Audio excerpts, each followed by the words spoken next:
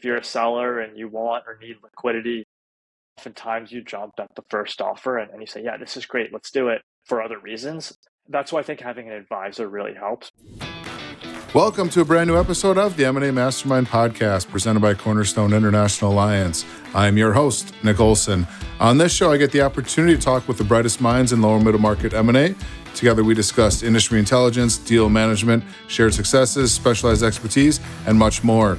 If you serve the small to medium-sized business owner, this show will offer you tactics and insights you can use and implement now to become a master in M&A. Hey everybody, welcome to a brand new episode of the M&A Mastermind Podcast. My guest today is the co-founder of Grata, a private market intelligence platform. He was part of one of the most watched M&A transactions in the deal-making tech space, where Grata was acquired by Datasite. They've transformed the space through integrations of SourceScrub and Blueflame AI, along with an expansion into the European and Australian markets. He is a returning guest to the show, last appearing in episode 34, where he talked about how M&A was shaping M&A. Today, we will be talking about all the amazing things that he's been working on and the continued advancement of AI in our industry. Please welcome back Nevin Raj. Nevin, welcome to the show. Thanks for thanks for coming back on and talking to me today. Yeah, Nick, it's been a while. Been over a year. So excited to be back. We were just talking, a lot has happened since we last talked. So wanted to just, back in 24, you guys were an independent AI native platform, and we were talking with our audience about just how AI is shaping the M&A space. 18 months later, you guys were acquired by Datasite. Now you're part of a portfolio that also includes those other things that I talked about, SourceScrub, Blueflame AI. And so you got this really robust platform. But take us, kind of just update our audience. What's going on with Datasite, Grata, and that merger and acquisition? Yeah, happy to share more. So we joined Datasite back at the end of 2024 and really brought it public mid-2025. And this was coming off the heels of two things happening. One was Datasite, as you all are probably intimately familiar with, was the leading virtual data room provider, really focusing on bringing complex projects and transactions to market and helping our sell-side clients have a secure, compliant environment where they can engage with the buy side. And Datasite had been expanding the scope of the business over the last few years, acquiring several assets in the virtual data room business, but then expanding beyond that. Acquisitions were done post-deal. A company called Sherpany was acquired for board reporting. And then even prior to Grata, there were two assets that were purchased in Europe. One was a company called Silk, based out of Paris. Another one was MergerLinks, based out of Warsaw, around deal sourcing, origination, and transaction data.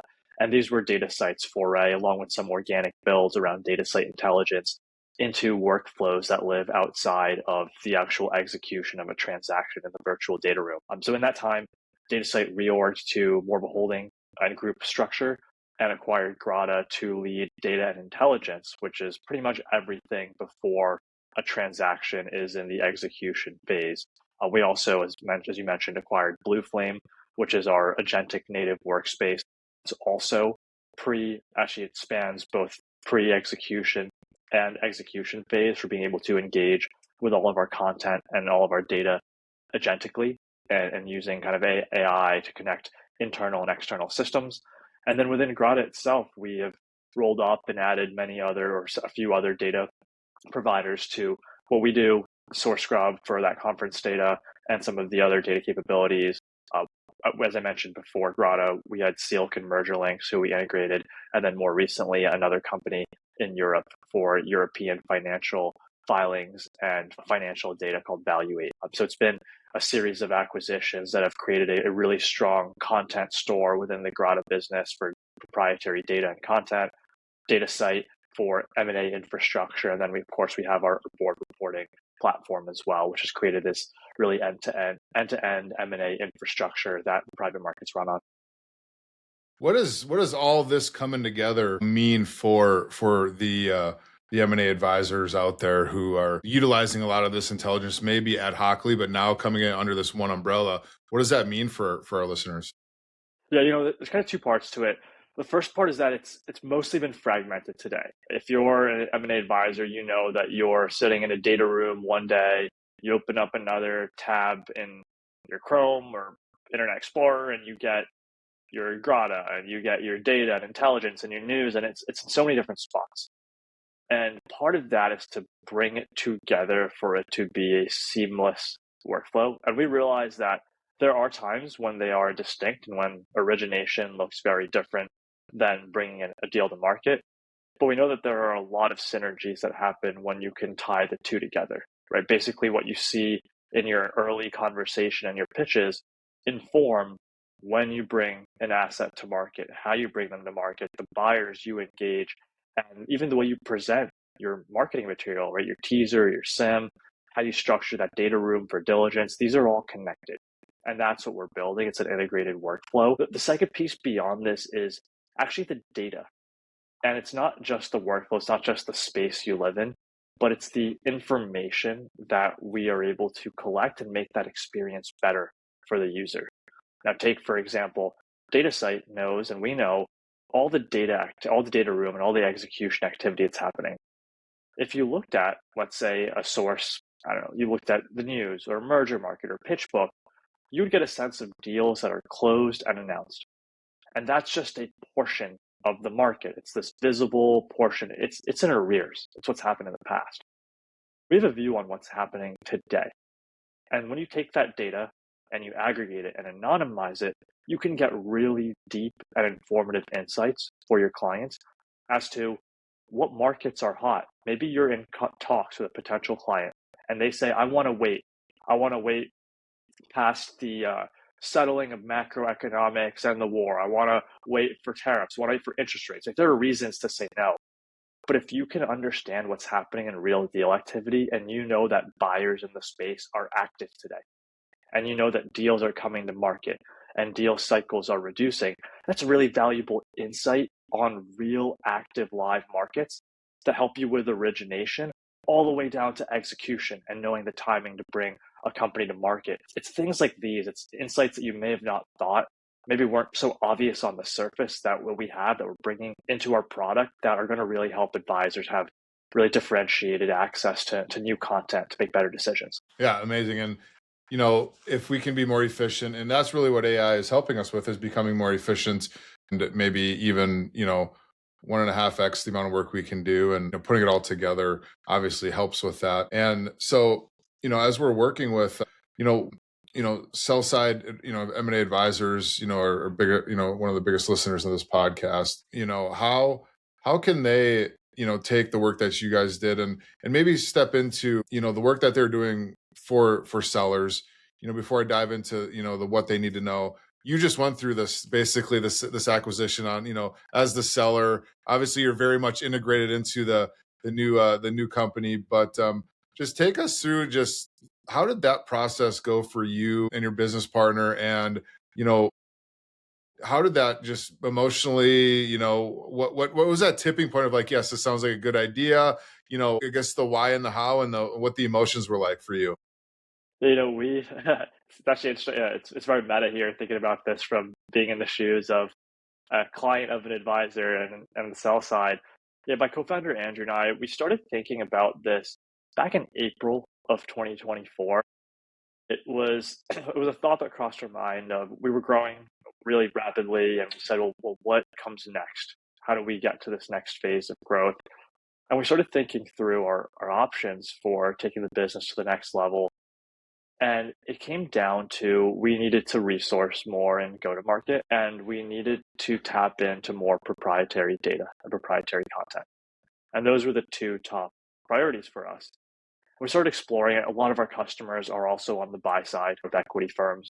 We started having some conversations with them initially. During this time, actually, Datasite had reached out to us about a partnership. And we were talking about the same things I told you about today, connecting the workflows, connecting the data. And the conversation started getting deeper and deeper. And what we realized was that to actually push this forward, we needed alignment, like true deep alignment of resources, because it takes a village. It's not just, here's an API, here's a data set, make use of it. There's so much more to be able to clean the data, reconcile it, figure out right from wrong, distill it. And even the go-to-market piece, to push this into market, you need a lot of emphasis and focus on it. And so we took a pause in that conversation and said, well, if we're going to really go down this route, this is a lot of time for us, it's a lot of time for you. it may make sense to go deeper and think about this in a deeper way. And around that time, because we were having conversations with some of our growth equity customers as well, we figured that there was too much going on. We were growing the business. We were having growth equity conversations. We were having conversations with Datasite and strategics. And we said, we need to hire an advisor. And we ended up actually going again to our customer base. And one of our longtime customers is Deutsche Bank. And Deutsche Bank had been talking to us a lot about the space, really liked what they had to offer and their knowledge and expertise. And so started working with Jacques Raphael over at Deutsche Bank. He covers fintech, and Kevin Van on their team, who does it. Also Max Finkel worked on our deal really closely. So we started working together with them around positioning and really understanding more beyond the market, beyond the relationships that we had, to understand where the best opportunity would be for the business long term. Ended up, it was working 3 jobs over the summer. We had conversations again with sponsors. We had conversations with strategics just to figure out what the options were. As I talked about, we were really looking at go-to-market and data synergies, and had a series of fireside chats, coffee chats, met a lot of really cool companies, a lot of great executives, all the names you would imagine in the space, in preparation for going out with a formal process at the end of the summer. And at the end of the summer, it was right around Labor Day, actually, it was when we kicked things off. And at that point, we had actually gotten so deep with Datasite that Datasite came back to us and said, we're so excited about what we can build together. We spent the spring talking about what could be done, and we spent the summer going deep. How do we accelerate this? How do we actually create something of value faster? And that conviction, the speed of motion, was one of the most convincing factors for us. I think what you don't hear as a seller is everyone talks about price and valuation and all these other elements. For us, it was really about the partnership and what we could create together.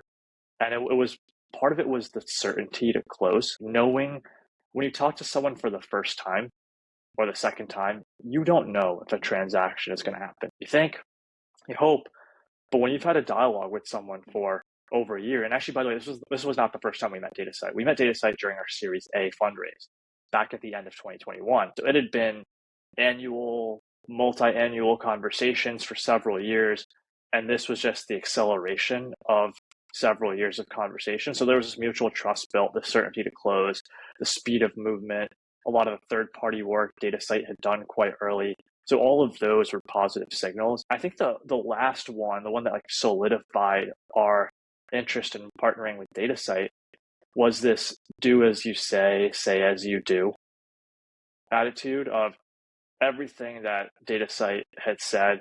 We saw consistent, the way they did diligence, the questions they asked, how we thought about plans for our employees post-close. There was this consistency. Whereas with other firms we talked to, that changed. And of course, that changes as you learn more about a company.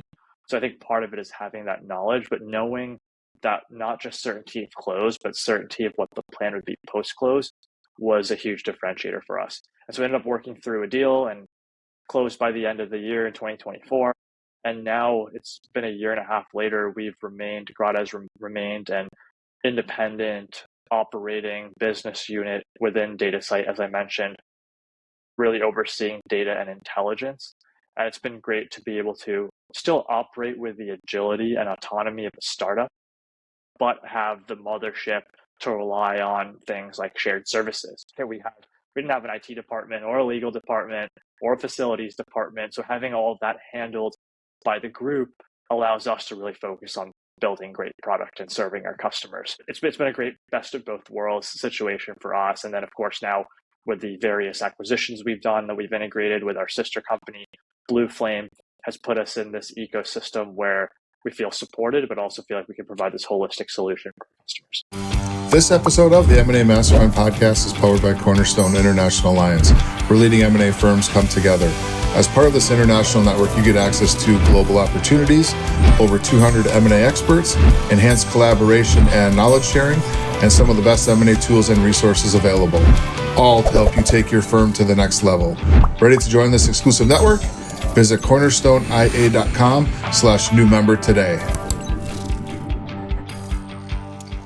Yeah, it sounds like, somewhat not typical, but an M&A process. And, you guys are both coming from, different sides at this, but also both have a hand in the M&A process. What is just that knowledge that you had within that helped you kind of, select the right, firm, but also to understand the process where, like you said, you fast track this thing because you guys are both motivated and it's just the synergies just seemed to match up really well. But what is that just coming from the industry itself and all the work that you guys did? How did that help you?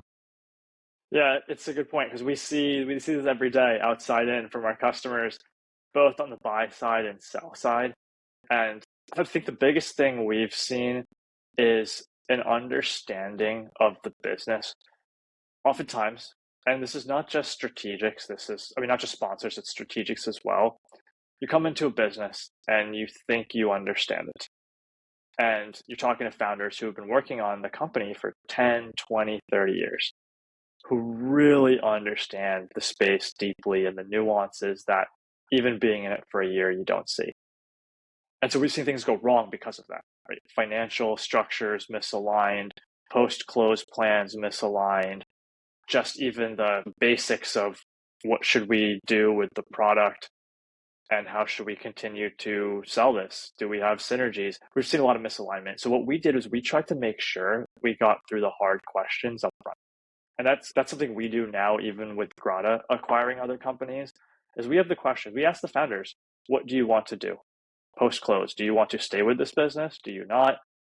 No harm, no foul either way. We need to know because we need to succession plan, or we need to transition, and we need to understand, are you here for the next chapter? That can be a really hard question to ask. We settled all that up front. Longevity, roles, goals. The second thing is also what's going to happen to the product. People are very connected to their product or service. A lot of mid-market businesses, the founder's name is attached to the business, and they want to know, will that legacy live on? And so part of that was clearly aligning on, will the Grata brand stay? Will it go? Why? And we were intellectually open to the right answer. Didn't really have an opinion either way, but we talked about the pros and the cons and the trade-offs and aligned on that. So it was founder roles, it was brand. We talked about investment as well. We had an investment case, again, because we were talking to growth equity and sponsors. We had an investment case built out, and we said, here are the resources we need to go to the next chapter. Will you fund these? Can you fund these? How much will you fund? And knowing that upfront also helped. And we actually got more than we had asked for. So we had a plan and we got more. Again, a lot of that came from these different shared services. So there were benefits there. Yeah, I mean, my general theme is alignment up front and asking these uncomfortable questions that you think will scare a seller away actually has the opposite effect. And by the way, if it is going to scare a seller away and it is going to kill the deal, it's probably not the right buyer. It's probably not the right parent for you. And that's something that people just don't talk about. And we realize that, again, seeing that outside in and seeing it play out in our own transaction. So obviously doing that for you guys up front really gave you that comfort level to move forward with Datasite. Yeah, absolutely. Yeah. And it's good advice. It's always like go ugly early and get those out of the way because you don't want to waste time down the process. If it's, these things are going to pop up and you're like, oh, now you get cold feet, you get uncomfortable, you have reservations about moving forward, get that out on the front and the process, especially in your case, went a lot smoother, I assume. Yeah, and it's easier said than done with all these things. If you're a seller and you want or need liquidity, oftentimes you jump at the first offer and you say, yeah, this is great, let's do it, for other reasons. That's why I think having an advisor really helps, because we had seasoned advisors who said, we've seen this 100 times. We see this every day. Be careful, know your options, have the conversations, and also having multiple conversations at once allowed us to see in parallel Datasite and all the alternatives. So we felt like we were turning over every stone, and it didn't feel like we were going broad to everyone out there, but we felt like we were going to the right people. We turned over every stone, and that we kind of went into the deal eyes open. So I do think the value of having an advisor was incredible for us and paid its weight over 100 times in gold. Nice. That's a great testimonial for the profession. I love it. Appreciate that insight. It was good to just get into the details of someone who's gone through that transaction, and I appreciate you being transparent on that. I want to dive in quick on one last topic here before I let you go here, but You guys are right in the mix. We just talked about all the things that you've acquired and working on, and AI is at the forefront of that. From your perspective, what is a practical AI playbook for lower middle market advisors, mostly helping, business owners sell their companies? What does that at a high level look like? What should people know? What should they consider? What should they be implementing as they look into, the process and how they're going to be more efficient and better at what they do? I know we're approaching the end of time here, and I want to try to sum it up quickly without, and by still doing it justice. It comes down to AI has really changed the game on workflow automation. We've in the past relied on software that's pre-built. We've relied on systems that are structured. AI allows you to build custom, really workflows that complete jobs and complete work the way you need to be completed across multiple systems. And that's really powerful. I recommend everyone get a ChatGPT or a Claude license. I know today Claude is very in vogue because of Claude for Financial Services was launched at the end of last year. Claude made it easy to build PowerPoints. Claude made it easy to do Excel modeling. That's going to come in OpenAI. Right? They're just going back and forth. It kind of feels like the cell phone wars of AT&T and Verizon of 2G, 3G, 4G, 5G. It's happening. They're going to be on at somewhat parity, I believe, by the end of the year, if not sooner.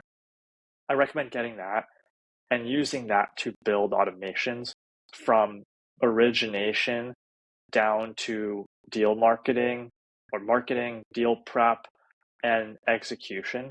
Because what you'll see is that, and it's similar to the value proposition Datasite is offering with trying to bring these all together, is that once you're able to string these together, you will just see general efficiencies and you'll be able to work faster.